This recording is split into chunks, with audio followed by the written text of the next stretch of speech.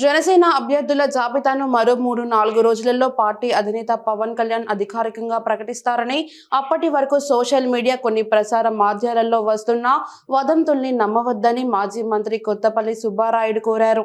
పశ్చిమ గోదావరి జిల్లా నరసాపురంలో ఆయన మీడియాతో మాట్లాడుతూ, పొత్తులో భాగంగా జనసేనకు కేటాయించిన 24 అసెంబ్లీ, 3 పార్లమెంటు స్థానాల్లో గెలుపే లక్ష్యంగా అభ్యర్థుల ఎంపిక జరుగుతుందన్నారు.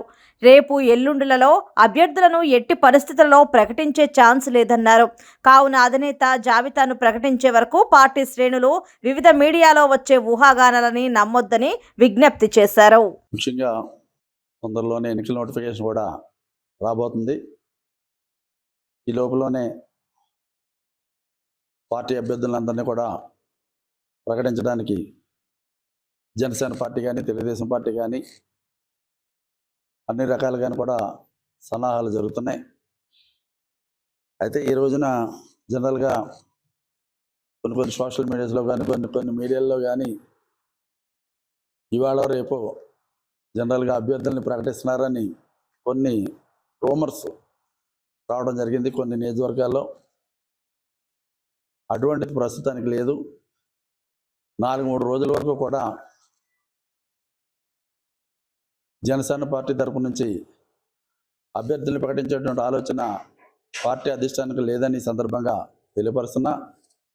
ఈ లోపల వచ్చేటి అన్నీ కూడా ఊహాగానాలే తప్ప అది అధిష్టానం దగ్గర నుంచి చూడండి విషయం కాదన్నటువంటి విషయాన్ని మీడియా ఛానల్స్ కానీ, సోషల్ మీడియా వారు కానీ అందరూ కూడా తెలుసుకోవాలి.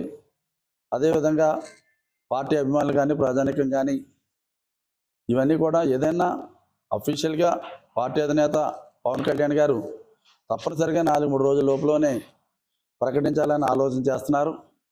ఆ రోజున ఆయన ఏదో ఒక డేట్ తప్పనిసరిగా ఆయనే చెప్తారు, చెప్పే ప్రకటన చేస్తారు.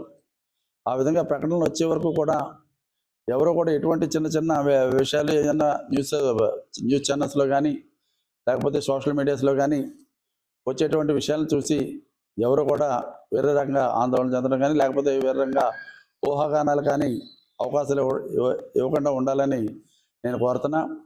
అన్ని రకాలుగాను కూడా ఆలోచన చేసి ఇక్కడ ప్రధానంగా మన ఉద్దేశం ఏంటంటే, మనం తీసుకున్నటువంటి 24 సీట్లు ఏవైతే ఉన్నాయో, 24 సీట్లు అసెంబ్లీ స్థానాలు, 3 స్థానాలు పార్లమెంటు స్థానాలు, తీసుకున్నటువంటి స్థానాలు అన్నింటిని కూడా విజయపథంలో నడిపించాలి.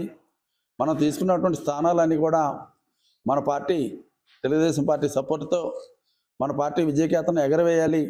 అదేవిధంగా తెలుగుదేశం పార్టీ పోటీ చేసేటువంటి స్థానాల్లో జనసేన పార్టీ సపోర్టుతో తెలుగుదేశం పార్టీ అభ్యర్థులందరూ కూడా గెలవాలి అన్న ఆలోచన చేస్తూ అన్ని రకాల కూడా వడపోతలు పోసి అన్ని విధాలుగా కూడా ఆలోచన చేసి మరి అభ్యర్థులను ప్రకటించేటువంటి కార్యక్రమానికి మరి పార్టీ అధినేత మరి ముందుకు సాగుతున్నారు.